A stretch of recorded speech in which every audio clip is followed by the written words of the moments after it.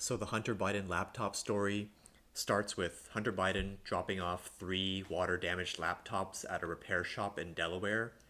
Then Joe Biden announces he's running for president. The FBI then seizes one of the laptops from the repair shop. The repair shop owner sends a hard drive copy to Rudy Giuliani, Trump's lawyer. Rudy Giuliani then gives the hard drive to the New York Post, and the New York Post publishes this article detailing the contents of the laptop. Then, 51 former intelligence officials released the infamous letter suggesting that the laptop story is all just Russian disinformation. And all of this leads up to the 2020 US presidential election. The most important part of this story is that the FBI was warning and prepping big tech companies so that the story was coming and that it's all part of a Russian disinformation campaign. So get ready to dismiss it and censor it, despite having possession of the laptop. The FBI was already spying on Rudy Giuliani's cloud storage for about 2 years, starting around 2019. He didn't even find out until 2021. That's how the FBI knew Giuliani had the hard drive and that the New York Post story was coming. This is a long form interview with the laptop repair shop owner. He lays out a lot more details and the series of events. John Paul Mac Isaac, the infamous Delaware repair shop man, the one who came into contact with Hunter Biden's laptop. This House Judiciary report details the communications between the FBI and big tech leading up to the New York Post story. Internal messages among Facebook personnel. Quote, "But when we get hauled up to the Hill to testify on why we influenced the 2020 elections, we can say we have been meeting for years with the US government to plan for it." From February to October of 2020, the FBI's Foreign Influence Task Force met over 24 times with Google, Twitter, Facebook, Microsoft, and other companies in one-on-one meetings. Internal messages at Microsoft. Quote, "The FBI tipped us all off last week that this Burisma story was likely to emerge." Internal messages at Facebook. Quote, "Nowhere near enough evidence to determine this was part of a foreign government influence op that I see here, other than circumstantial instinct. Even they were doubting it."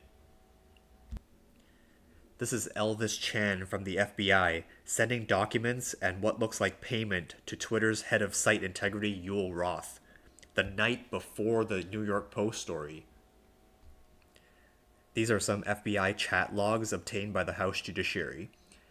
These FBI agents are talking about the New York Post story on the day of the release. Quote, "Twitter is treating as disinformation. Have you admonished blank?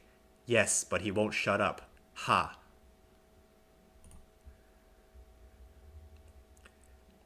Blank has a gag order from blank.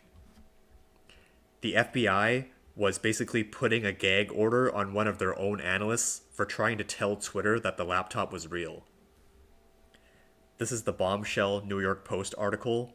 It basically implicated Joe Biden in foreign lobbying and shady business dealings in Ukraine.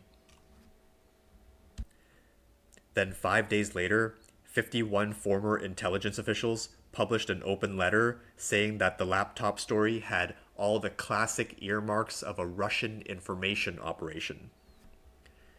They're desperately trying to convince the public that the laptop is just Russian disinformation by using their intelligence credibility.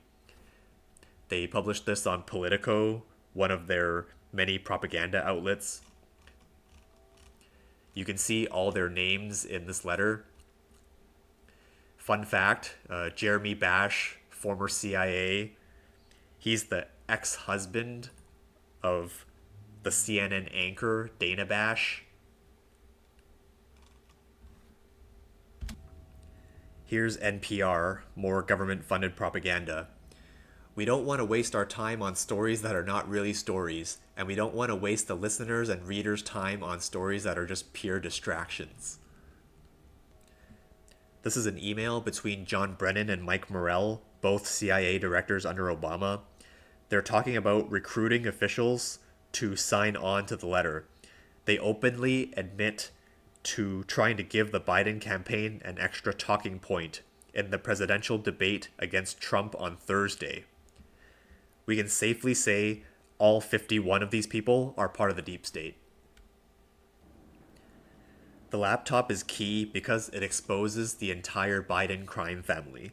There's evidence of tax evasion, FARA violations, money laundering, soliciting prostitutes, smoking crack cocaine, illegal possession of a firearm, all sorts of stuff. There's one glaring email where they discuss equity in a business deal in China. 10 held by H for the big guy.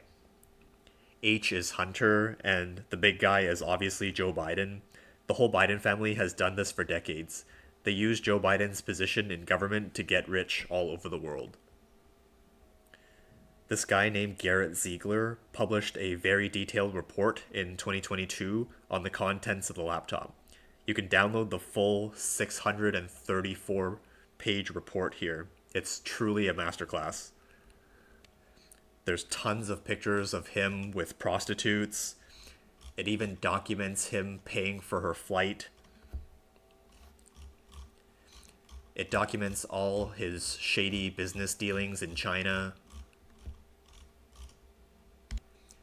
It documents all the alleged sex crimes, the exact law, who, where, and when.